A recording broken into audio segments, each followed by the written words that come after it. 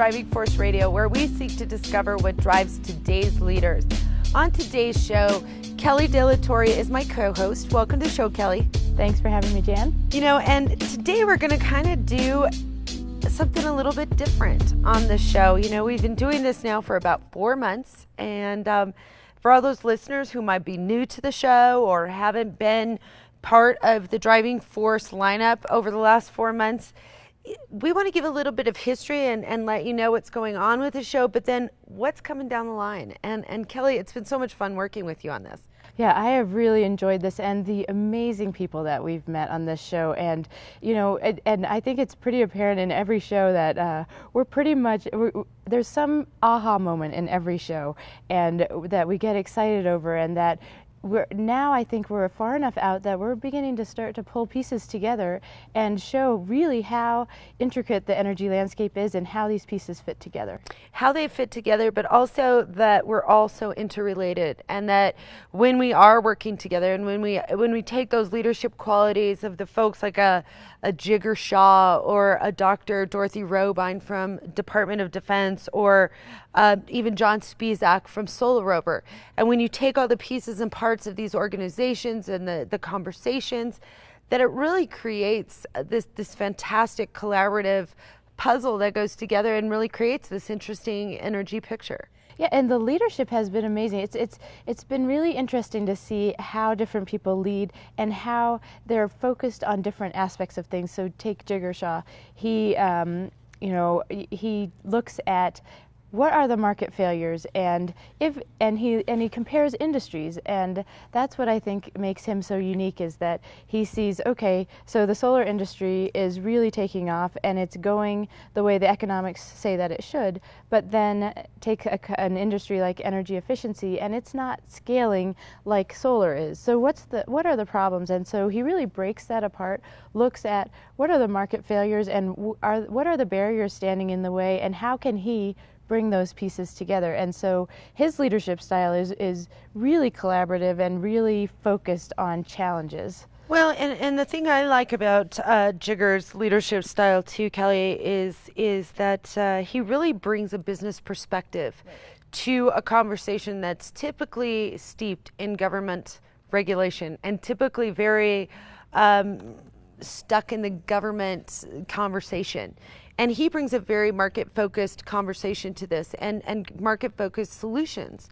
And you know, I think we saw that when we did the Jigar Shaw show and the Carbon War Room, and we talked about the solutions that have just come out of the Carbon War Room. I mean, we talked about everything from the work that's being done in the transportation industries with shipping vessels and truck fleets and all of those kinds of things, to the stuff that's coming down the pipe in terms of restructuring the grid here in the country.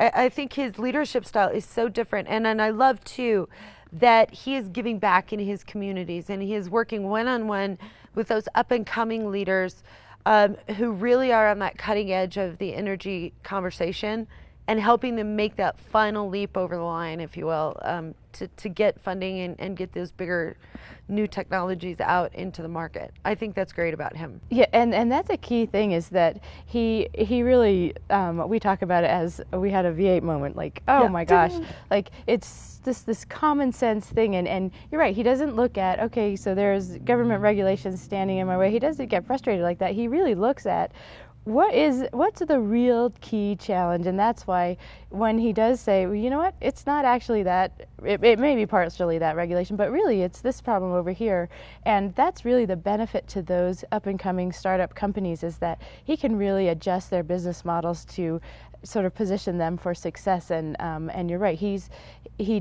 gives that time on his own, and because that's really his strong point. Yeah. So just a really good guy, very down to earth, and it was so much fun to visit with Jigar on that show. And one of the other really interesting shows and themes that we've had over the 4 months that we've been part of the Driving Force group and here on AM 710 KNUS here in the Denver market, we've talked a lot about the security of energy and how important energy security is. And I know that touches all kinds of different markets or silos, but I really find it really interesting when we talk about military energy security, because there are so many developments, and really the military, the U.S. military and the Department of Defense are so on the cutting edge of everything new and efficient going on in the industry set. Yeah, that was a really exciting day, the day we had the Deputy Undersecretary of Defense, Dorothy Robyn, and her leadership style also is, she's so knowledgeable and so even keel, and she's able to have these in-depth conversations with the leaders in Washington, D.C. and explain the importance of these things and really fix some serious challenges. And she's responsible for the domestic installations and then all of the buildings in the Department of Defense. And what she realized, even going back to what Jigar Shaw does, is that, okay, there's a challenge here, and the challenge there was that there was no metering for all of their government buildings. So they would get this one major bill for that domestic installation, but they didn't know, like, where's the energy going and where are our issues. So now she's under her leadership, they've implemented a whole metering. Every building has to be metered, and they really know where that energy is going. So now they can really make improvements. They can make improvements, but then again, back to something that we always talk about, you can actually see where your taxpayer dollar is going. Right. It's not just going out the window. And right now, in the budget crisis that we're in, and with spending where it's at and sort of a stall in DC, it's nice to hear some organization say, you know what, I know what we're doing with your tax dollars, and let me show you what that looks like. And Dorothy was really great about that. And the other thing I loved about Dorothy's leadership style was that while she's an academic, she's a professor, she's worked in several administrations in various roles, and so she's very well educated, and she's also very government oriented. Mm-hmm. It doesn't come across that way. It's not condescending, it's not uber all academic. It's very real, and you can understand it. I'm not an energy security expert, but I understood, and I loved that about her style, is it was just really real and very, very conversational. Yeah, and I think that leadership style really works, because it's not adversarial. She's just saying, like, and that leads to collaboration. So under her leadership also was the DoD-DOE memorandum, where they're working together, mm-hmm. where she recognized, you know what, DOE, we do a lot of research. DoD, we have the mass that we can really test these things and see if we can bring them to scale. And so that was under her leadership as well. And I think her style really facilitates that kind of agreement. I think it does, and especially, here in our domestic facilities, even here in the Colorado market, we have so many domestic facilities for defense here, and she knew every single one, and she knew every single issue that was going on from Fort Carson to Buckley, even up in Wyoming. She knew those conversations, and she knew the issues facing it. And what I thought was interesting of her, or one of the very interesting points of her conversations with us, was the idea of figuring out how we make the domestic as well as the international bases energy sufficient by themselves, the self-sufficiency of these, so they're not pulling from grid, but then it's also increasing the security of these bases all over the world for our own troops' safety as well as our defense safety. And I think that's really an interesting conversation that we've heard sort of underscored in a variety of different guests that we've had. Yes, Kelly? Right, and she works very closely also with Vice Admiral McGinn, who's now the president of ACOR, that is the American Council on Renewable Energy, and he has that same push, is that, he said to us, how many times do you see a fuel convoy burning on the border between Afghanistan and Pakistan? You see that in the news all the time. We need to stop that, and we have the technology that can make that happen. And so what we've tried to highlight on this show is not only the leadership that's bringing them there, but the leadership of these companies with these new technologies that can solve these serious issues for the military. Well, and we even heard it in a show recently with John Spisak, the CEO of Solar Rover, even just very specifically about the convoys and those fuel convoys that you were just talking about. I mean, by the time that fossil fuel gets to its frontline base, those forward-facing bases, it could be upwards of $400 a gallon in terms of its origination point to its transportation to its final destination. $400 a gallon, and there are 3 million of those convoys a year, according to research that comes out of Brookings and the Energy Security Institute or something like that. I can't remember what he said, but John really put that in perspective, that just the fossil fuel use of the military is certainly concerning, and that we need to be looking at some of this new technology to figure out how we secure our defense department even more so than it already is. Yeah, and how do we make these technologies easy to use? His technology, this mobile solar generator, you can attach it to a trailer. They're working on technology to be able to airdrop them in. It takes 10 minutes for one person to unfold them, and it's all based on numbers. It has, 1, 2, they fold out. They can power the whole domestic or the remote installation, and then coupled with some other technologies like we've had on by aerospace for the solar-powered UAVs that watch over everything, and they're unmanned, and how everything then ties back into the U.S. because those vehicles are driven from the U.S. and it ties back into our discussion about the domestic grid.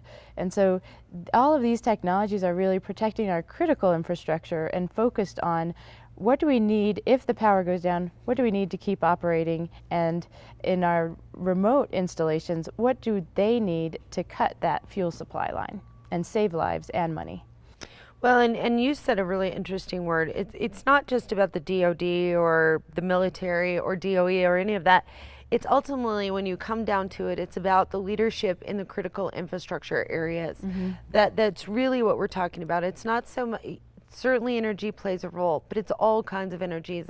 And that's part of the reason I love doing this show with you, Kelly, is because you have such an amazing presence in traditional energy, coal, natural gas, those areas, but you're also very well versed in all the new energies, solar, wind, all of those things. And so I think we've here on the show here at Driving Force have really taken a look at that leadership across all these industry sets and really brought an interesting coalition of collaborators together to really discuss the issues that are going on in the energy community and energy sector today. And like Jigar said, we need to get out there and push this conversation even more, because there are people that want this conversation and want to figure out those connections and to the gaps that are out there. Yeah, and in Colorado in particular, with the National Renewable Energy Lab, and then we have really great universities here, and there's a lot of collaboration going on in there, and we have amazing people and a lot of entrepreneurial spirit, and we need to figure out, how do we get these companies? Like, these companies have amazing technology, and it's just so hard sometimes to get from that proof of concept stage across that, what they call the valley of death, and actually into commercial integration. And all of these leaders are showing that when we pull together, we can really make that happen for these companies, that we're really figuring out between how can we use our military to test some of these things and get the technology to the troops. And these are tough questions, but it requires all of these people to come together. And not only does it require all of the people in the U.S. to come together, we had the show with Ambassador Doran from the Canadian ambassador to the U.S. and talking about how important it is for countries to work together. Absolutely. Two-way trade is huge in all of the conversation around energy. And here in this hemisphere, obviously Canada is our largest trading partner. And in terms of energy functionality, huge partners with us, from the Alberta oil sands all the way through the conversations around the Keystone Pipeline. And they are huge alliance partners with us, and have always been very facilitative, if you will, in the conversations that go on around energy. And certainly their expertise is amazing. And here in the Rockies, they're hugely invested in traditional forms of energy through Suncor and Encana, and many of the large and small foreign investments that Canada has made here in the Rocky Mountains. But you also see it in the new technology areas as well. Yeah, they're currently those Canadian companies and some American companies as well are coordinating in our region to look at our vehicle infrastructure and how we can transform our transportation space, and then also looking at how we can use the tools and technology that we've developed here in the Rocky Mountain region for fracking, how we can train other countries to use that technology and develop things the right way. I mean, the fact of the matter is, and we talk about this all the time too, is that we need energy.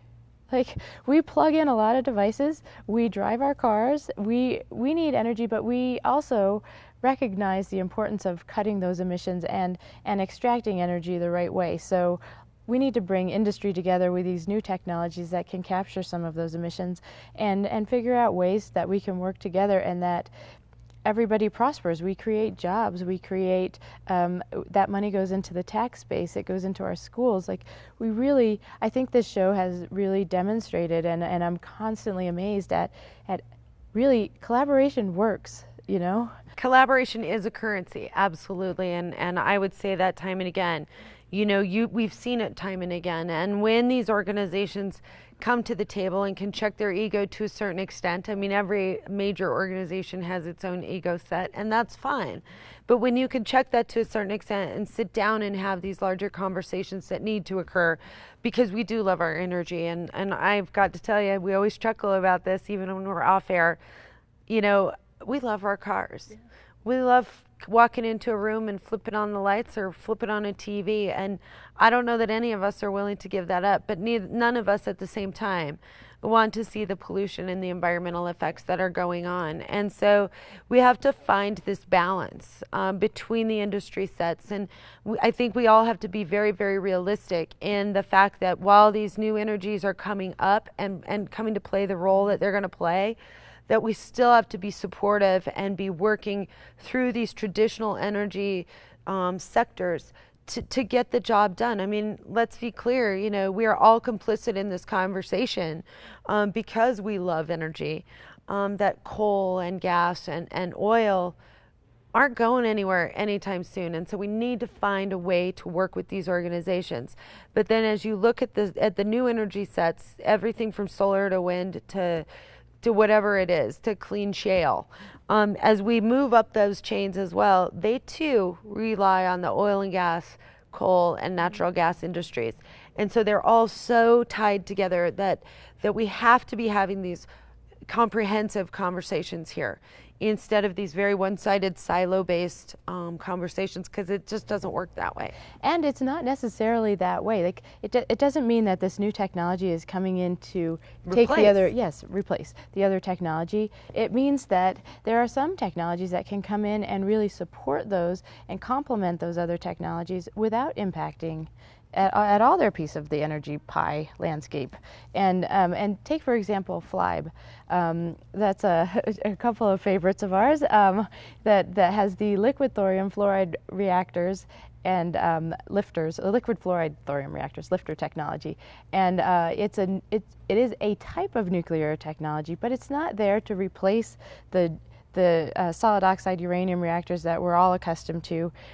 It's there so that we can start taking some coal offline and potentially replace them with this lifter technology.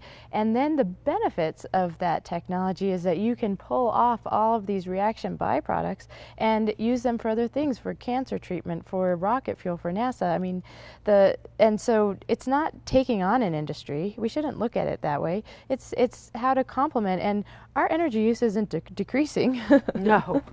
We need things that will step in and fill the gap and also protect us so that we leave our Earth at least the same, but hopefully better for our kids. Yeah, absolutely. And two, another part of the conversation that came from Flibe was that none of this is happening in a vacuum. None of this is happening just solely domestically. So many of these things have international implications, and I think we saw that with Ambassador Doran. I think a lot of people just sort of see Canada as our U.S. neighbor and not truly international. But with Flibe, Baroness Worthington is certainly working hand in hand with the Flibe organization, and really looking at how that lifter technology plays a role in this new energy picture that's being created right now, both domestically as well as internationally. And she's certainly a very a very vocal advocate for the technology, but also an expert, if you will, in what's gone on. And I think she's such an interesting person to do that because, what we learned from her is that she was an environmentalist first who fought this industry and came to realize that, she could find her voice in this bigger picture. And that's what I love about these guests on Driving Force Radio and the Driving Force brand is that we've learned how to collaborate and to sort of create those connections that are moving the needle forward in a positive direction and that are making a difference in a positive way. And I think that's a great thing about the guests that we have.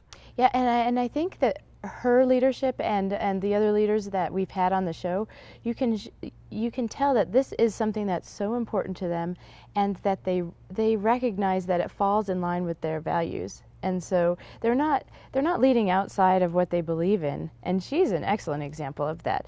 And she took the time to really, and that's another point of our show, is that let's take the time to look at really what are the implications of making some kind of change and what's going to happen down the line, and don't automatically say no because of what you've heard. Do your own research and make up your mind, and she's a great example of that.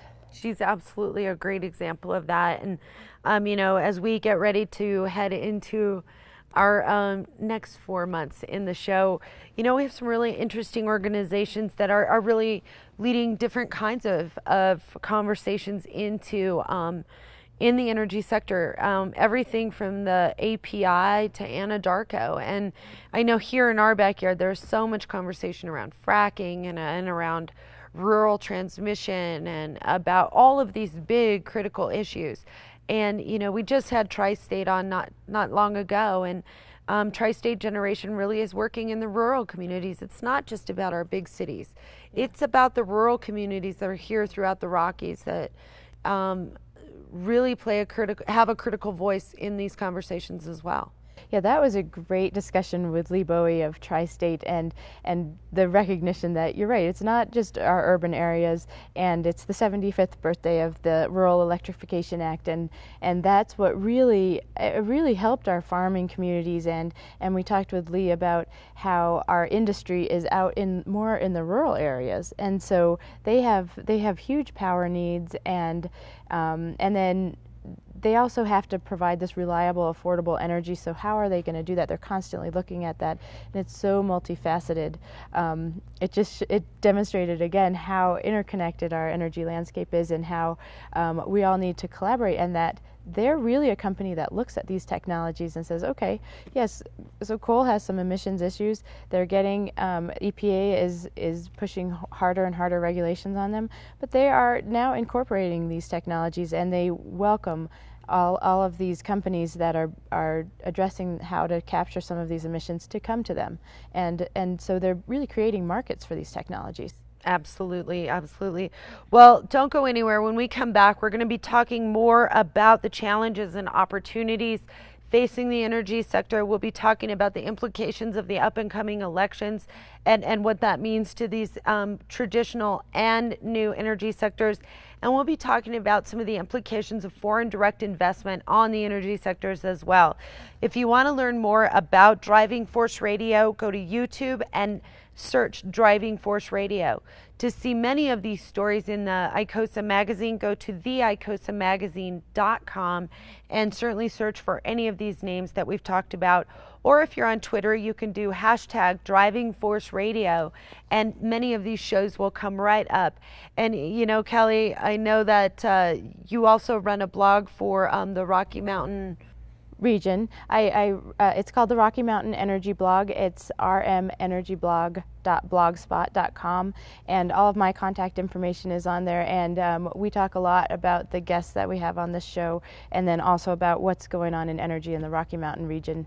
Well, and you're also an integral player in the Women in Energy here in the Rockies. Talk a little bit about that and give us the contact information for that, Kelly. Yeah, Women in Energy was an organization that was started just to provide a platform for women in any aspect of the energy industry to come and meet each other and talk about what's going on in that industry. And it really has shown that collaboration is key. And we have a lot of policymakers come now, and on the technology industry and the finance side. So those events are held once a month, and that information is also on the blog. Okay, again, Driving Force Radio, go to YouTube and search Driving Force Radio or hashtag Driving Force Radio. When we come back, we'll have more with Kelly De La Torre, and we'll be talking about the energy sector. Don't go anywhere.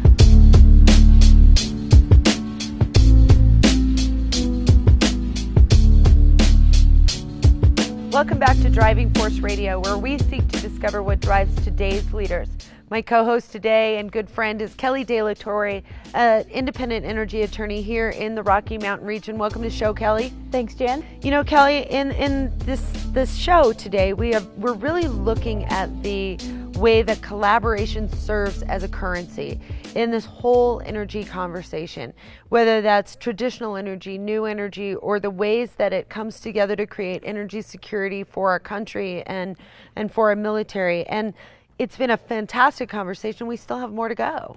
We're going to talk about how we can use also technology that we've used for years to help some of these new companies come along and move forward. And one example of that, we've had great conversations also with Doug Cothey, who is the director of the Nuclear Energy Hub program for DOE at Oak Ridge National Labs.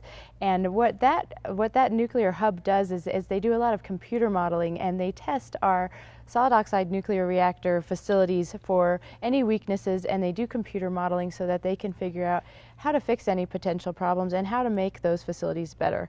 And so they are coordinating with Flibe also to do modeling on their liquid fluoride thorium reactors, which is a type of nuclear, but not the nuclear like we see at 3 Mile Island. Right. And so they're smaller modular units, but what's interesting about their story is that that's proven technology. And it's been proven. This is what I think is so much fun, is it's been proven for decades. Yeah.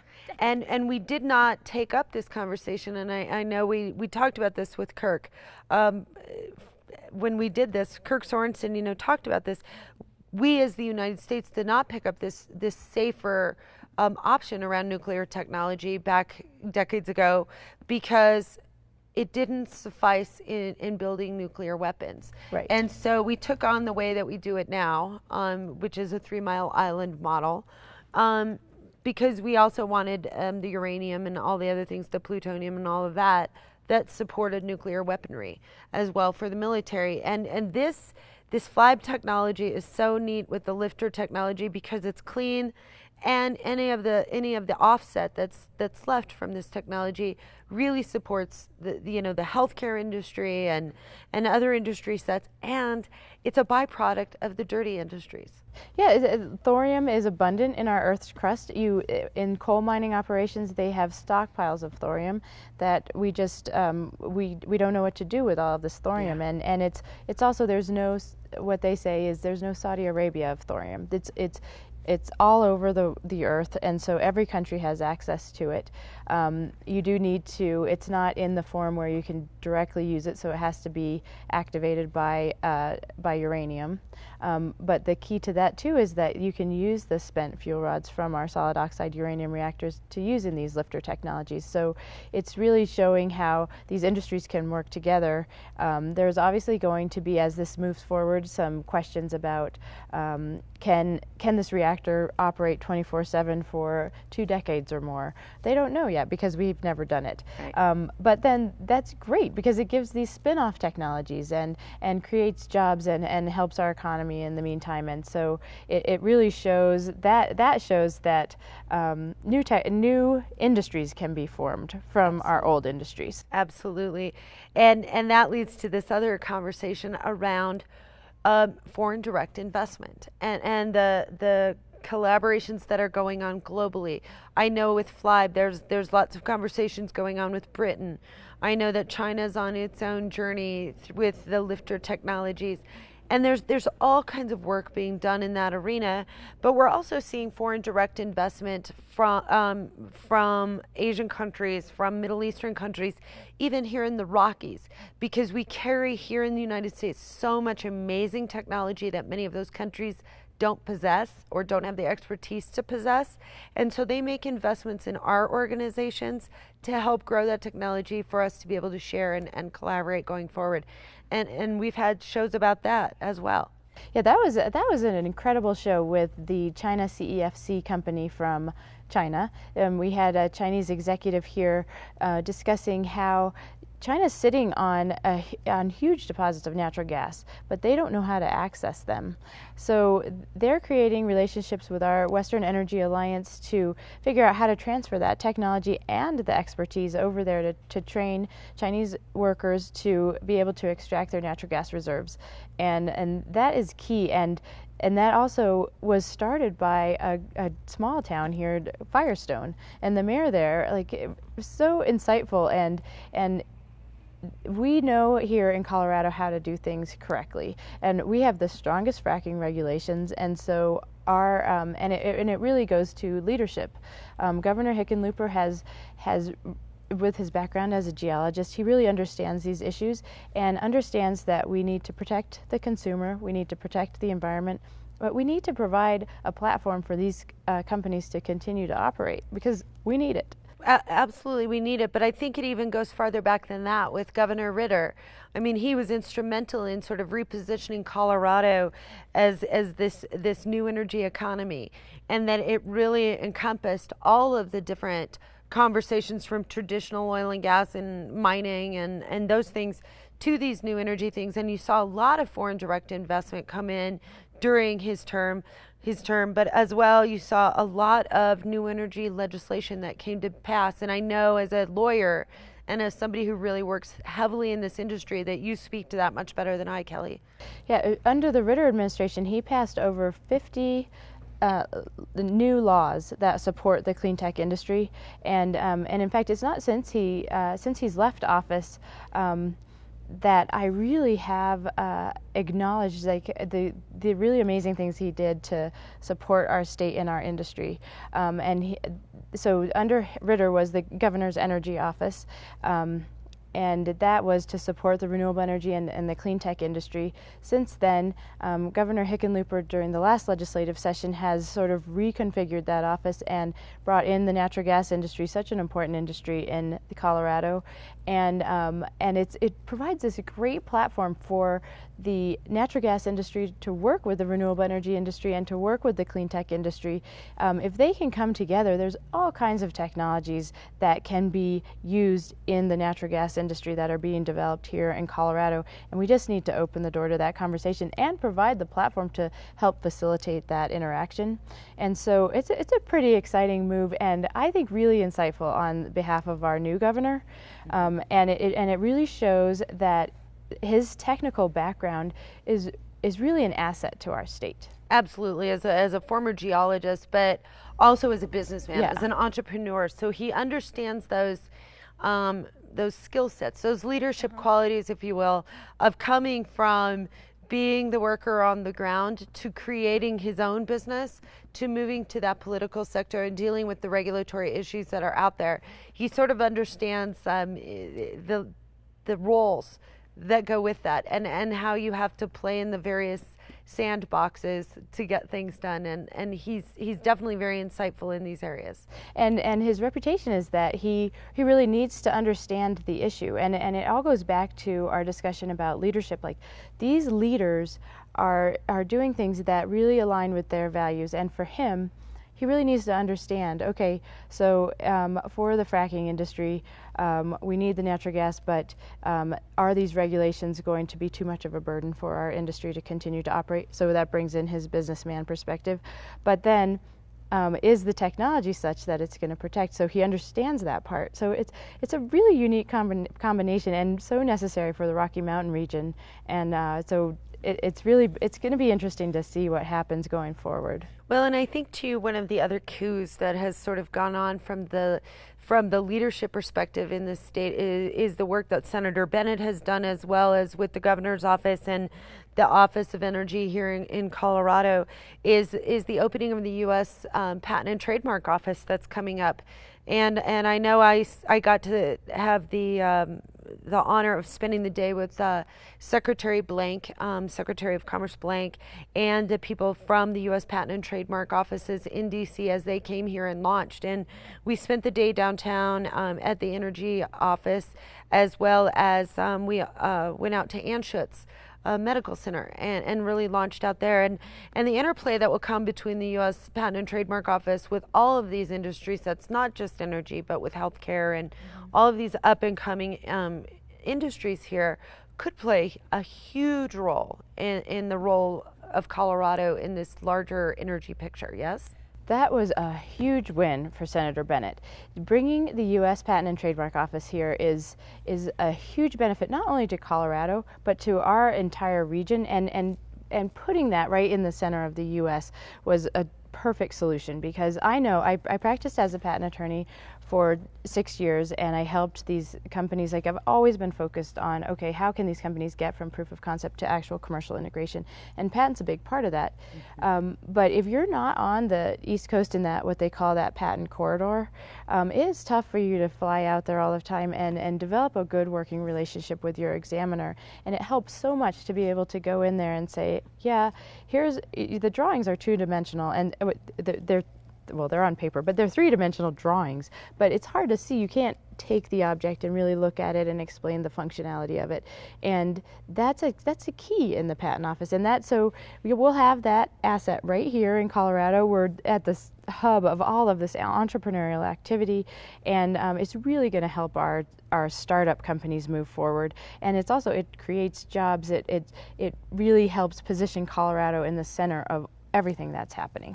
Absolutely, and when they were here, they were very clear that hopefully these offices, they've put one now in every single time zone. They had opened Detroit the day before they came here, but that it will open up the bottleneck that sits in Arlington around this conversation. And so many organizations are stuck here, and they just can't get through the Patent and Trademark Office at this point because there's so much work to do. And so to open these up then gives more of a express lane, if you will, to moving technologies through. And the way they described it, is it will be a job creator for this state. The 1,000 people working for the U.S. Patent and Trademark Office is the estimate. They are bringing a handful of people back from D.C. to come in here and help get things started and run things. But they want to hire people from here, from the Rockies, who understand the technologies, understand the businesses, understand the way things are done. And I think that is just a huge win for all the organizations here in the Rockies.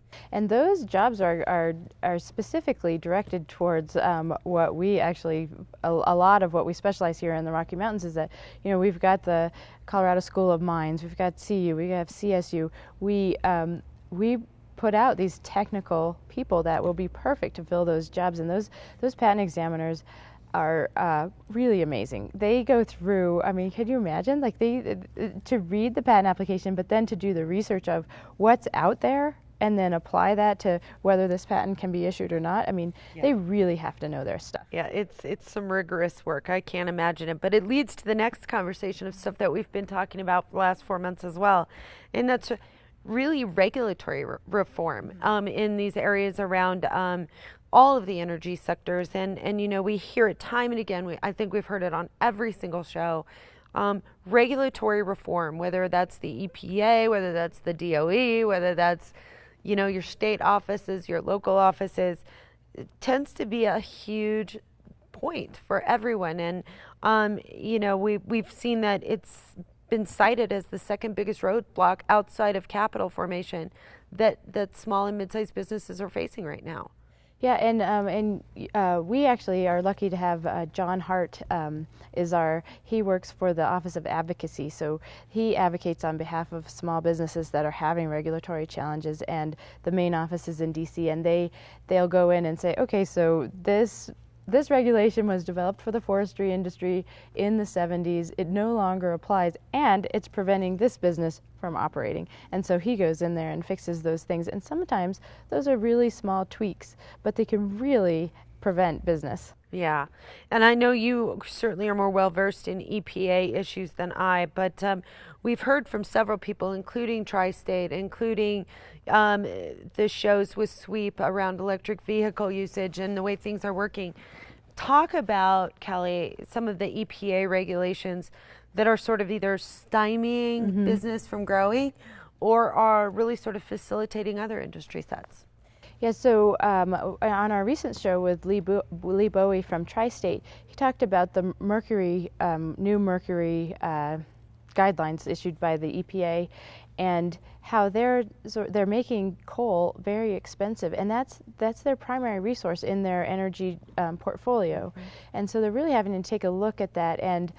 And the irony in that is that we have the cleanest burning coal plant in the United States here in Colorado, and it supports a number of jobs from the coal industry, and they have really incorporated a lot of this new technology, and it's really frustrating when the regulation doesn't match those great steps that these companies have taken and puts a huge regulatory burden on them. So what they're doing is trying to really look at those regulations and say, okay, let's see if we can amend them, and EPA has taken another look at those, because that really hurts our rural areas, like we discussed. I mean, our industry is in our rural areas. They get their energy from Tri-State and the cooperatives that they support, and they need to have this reliable, affordable energy, and if they don't have access to that, it really affects our economics. Well, and I think Lee said too, just on that one coal facility that's on the western slope, it affects thousands of jobs, as well as many downline suppliers that support those sets. And what's stunning to me is it's the cleanest burning coal facility anywhere in the country, and yet they're in jeopardy of being shut down potentially. Right, and unbelievable to me. Yeah, and they're constantly looking at these new technologies to make it even cleaner, and you see that a lot with these regulations, and they're well intended, but they don't take a couple steps past that regulation and see how it affects it downline, and a lot of times it really could shut an industry down, or in that case, an entire town almost would be out. Right. Unbelievable. Well, and I want to switch gears now because, regulatory reform will certainly play a huge role in the upcoming elections that are just around the corner in November. And I think there are a lot of implications for the energy sector depending on how these elections play out. And I don't think we've necessarily seen those conversations go on right now. But, for example, we saw that the Excel pipeline didn't make it through this year, which was surprising in terms of creation of jobs and all kinds of things that went on in the energy sector. But how do you see the elections having significant implications on the industry sets that we talk about, Kelly? Well, I think it's already having an impact on our energy industry, but just by providing that uncertainty. I think that Congress is also waiting to see and take, for example, the wind industry. The production tax credit, it's very clear historically that when we have the production tax credit, wind industry is going great. And then as soon as that production tax credit ends, the wind industry takes a dive, which also is a huge impact to Colorado again, because we've got Vestas here, we've got a manufacturing facility, and also Colorado, I think, is the biggest wind state as far as wind generation. So Excel has been really out front on that. So that's a big question mark for the wind industry right there, and it seems like they're waiting to see how the election is looking. Also for what say about solar? Export of and solar. Solar from the tax credit side is also a big deal too. Yes. Solar, the biggest impact for solar right now that I'm seeing is that the manufacturers in China are underselling the, they have better pricing than everybody, but the quality is not, what I hear from my solar developers that I talk to is the quality is not the same. And so you're not getting the quality products that you have, and it's really detrimental to our solar industry here. And we've seen it by the recent bankruptcy of Abound. And it's just, it's disturbing because we have these great technologies. Say, we've had on our show before Ascent Solar, right, with the flexible panels that were amazing. Amazing. But they really need to get over this sort of this valley of death as well. And so for all of these companies, we need to, like, this is such a boost for our economy. We need to help them get over this. We need to look at that regulatory structure. We need to look at all of those market failures and say, okay, let's all come together. And that's another important point, is that these industries can come together for certain aspects of things. Even completely different industries have some of the same issues. We can all come together on at least those issues, overcome them, and then, okay, then you go after your own initiatives, that's fine, but at least we're all moved forward a little bit. So if we could all work together to get them over this valley of death, we'd be in a much better shape. But these regulations are really impacting these industries hard. And so in terms of the implications of the elections, I know that there are several conversations going on with bilateral trade events trying to get done before the elections, because I think so many things are uncertain in both the liquid natural gas and the coal industry, even in some of the new industry sets around wind and solar. I mean, there is a lot of discussion going on with foreign countries about how do you get this trade in place prior to elections, for fear of who comes into office and what's going to happen. And I think that's an interesting discussion to have, because you know, trade is what supports this country, and yet we're scared of an election that could completely halt everything. Well, and the concern too is that our economy, it's still it's faltering, and that now is not the time to pause. Now is the time to move forward, and we can't let that uncertainty derail some of these things that are going on, and some of these things that could help both the U.S. as far as jobs. Take coal. If we're going to export coal to any other country, that's going to create jobs for our people in the U.S. We're in a transition to natural gas. We've got an abundance of coal. It's not going to, at least right now, it's not going to impact our coal supply. And so we should take advantage of those things while we can. And it could even provide a support mechanism, if you will, that bottom support mechanism to sustain these industry sets that are really struggling right now because we continue to play our regulatory games here in the United States. Yeah. And some of these things, like offshore drilling, we need to take a look at that too. I think what happened with BP, we know what happened. And BP's taking the steps to rectify that. And so we need to take a look at that, and we can't let the elections provide uncertainty in that arena either. Right, absolutely. Well, Kelly, I want to cover one more topic before we have to go, but it's really around those fundamental skill sets of all of these leaders we've talked with about in this energy sector, but just in general. I mean, I think, you know, we were talking during break about everybody from Jigar Shaw to Kirk Sorensen to George By to Admiral McGinn to Dr. Robyn. They all sort of have a handful of very similar skill sets or leadership styles, if you will. Yeah? Oh, Would yeah. you agree? The one thing that I see in all of them is this spark. You know, and Kirk Sorensen is the perfect example of that. If you mention anything related to nuclear energy, to the lifter technology, to anything like that, his eyes light up, and he knows it'll work, and he will look at every single minute step to get one place to the next, just because he knows it'll work. And he's going to make it work. He's going to make it work, and I loved that about Jigar Shaw too. Yeah. He asked us the question, what are you guys trying to do with the show? And we were like, well, I don't know.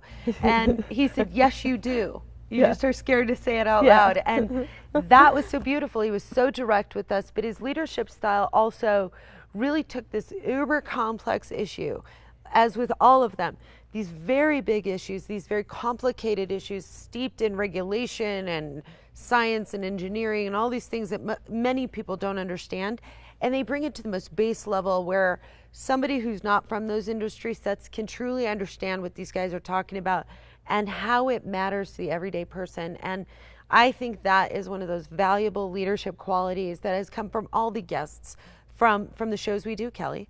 Yeah, it's so easy to get distracted by some of those side issues that that people raise. Either they raise them to be a distraction, or they just don't actually know that they're being a distraction. But really what we want to get at is the heart of the matter, and that's what the key to all of the leaders that we've talked to. They're like, here is the issue, and not only here is the issue, but here is a pathway to addressing that issue.